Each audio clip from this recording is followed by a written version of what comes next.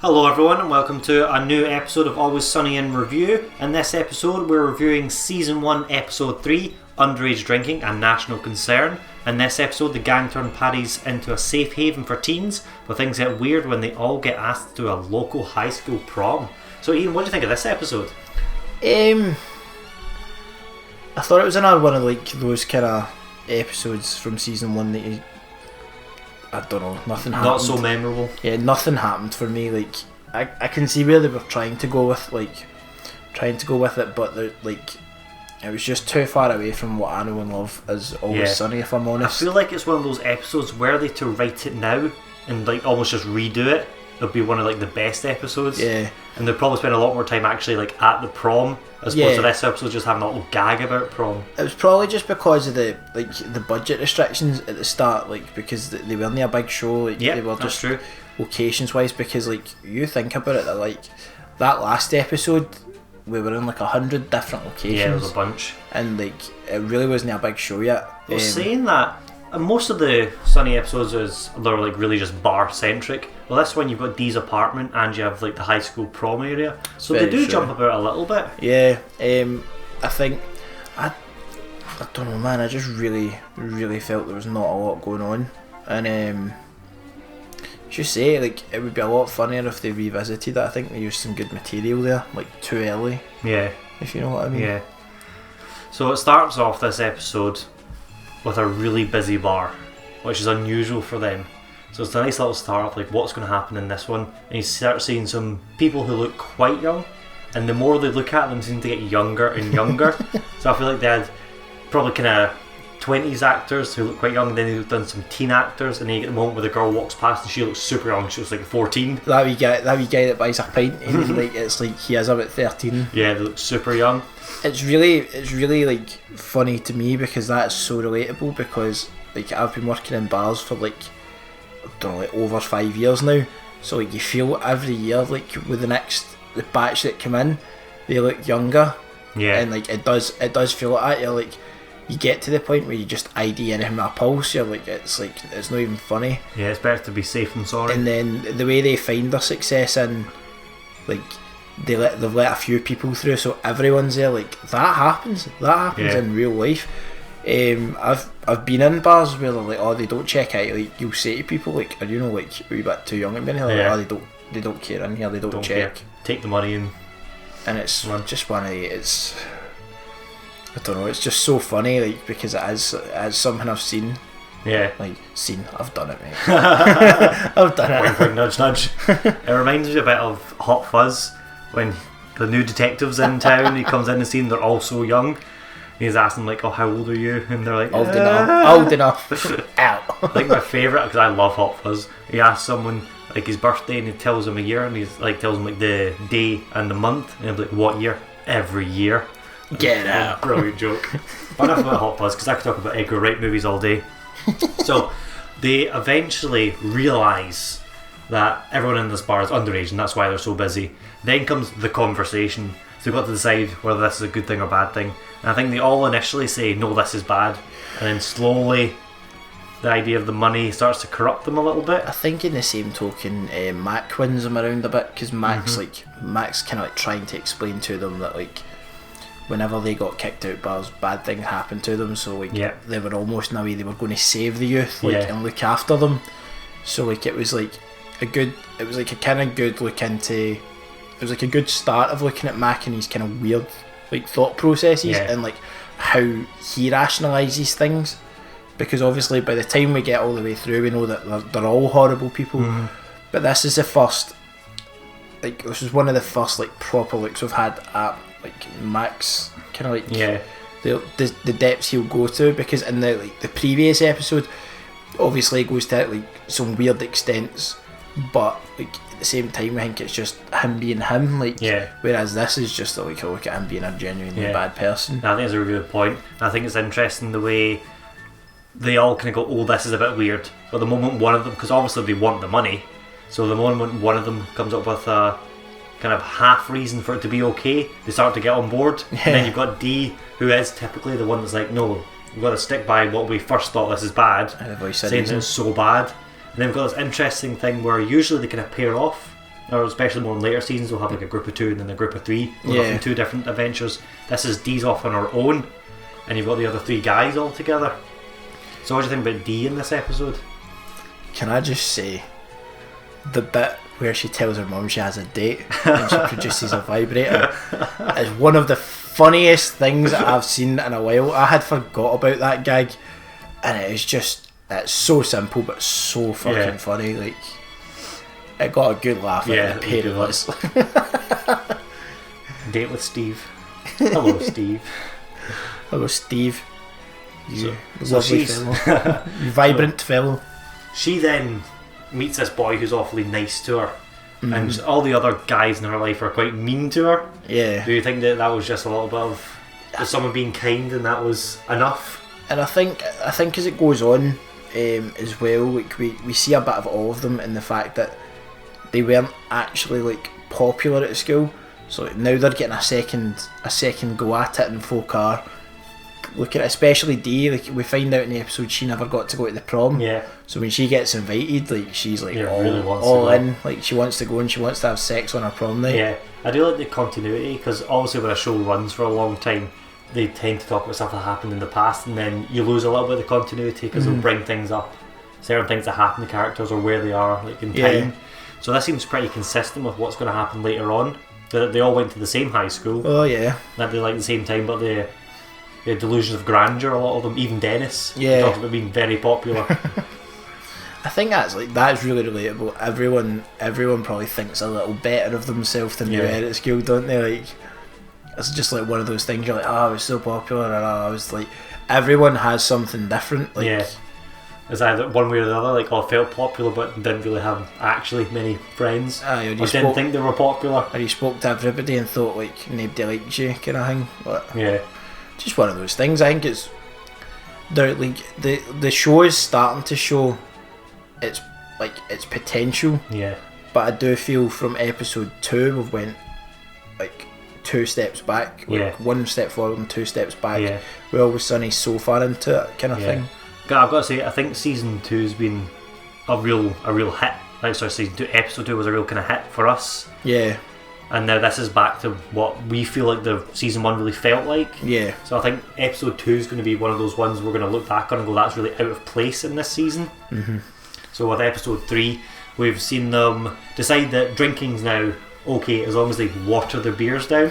So I wanted to ask you, as someone who often runs a bar yourself, like, does the idea of watering the beers down and then jacking up the prices, is that no, that's hit it like this. A good financial business decision? It's 100% horrific, and it's so. I love when they handed the beers. It looks like iced tea. It's so illegal that it's terrifying. Like, just oh my god! Like I was. Did you see how much ice was in them as well? I was watching it, and I was just like feeling so much anxiety. Like, I'm not 100% sure, but I believe in America they free pour all their drinks. Someone told me this before, and it might be complete bullshit. So if that's the case, you probably could get away with that, like over there. But like over here, we've got like so much. Like you have to pour from a measure. Like trading standards will come in like out the blue, and they'll just like say, for example, give me 4 Smirnoff. They'll watch you pour them, then they'll take them and they'll measure them themselves. And then they've got testing kits to see if the drink's been watered down and all that. It's pure enough. And it's just like one of the. I was sitting watching it having kittens at the thought of it. No, I do like in this episode where, like, this concept where they're giving them watered down beer that's pretty much just water at this point, but they're still getting drunk, because that's a genuine phenomenon. Yeah. Like, people, if they think they're getting drunk, then they pretty much are drunk. 100%, yeah. Like, I've seen it happen to like my mates. Like I've been like giving them like just shit, and they're just getting drunker and drunker, and you're just like, alcohol-free beer kind of thing. Still getting drunk, which is funny. The age-old one is like you tell someone they're drinking vodka, and you've just dipped your finger in vodka and rimmed the glass with it. I've seen that as a kind of proposition-y bet kind of game where you've got 3 shots and someone's got to take 1 of each, and you're trying to get the vodka one.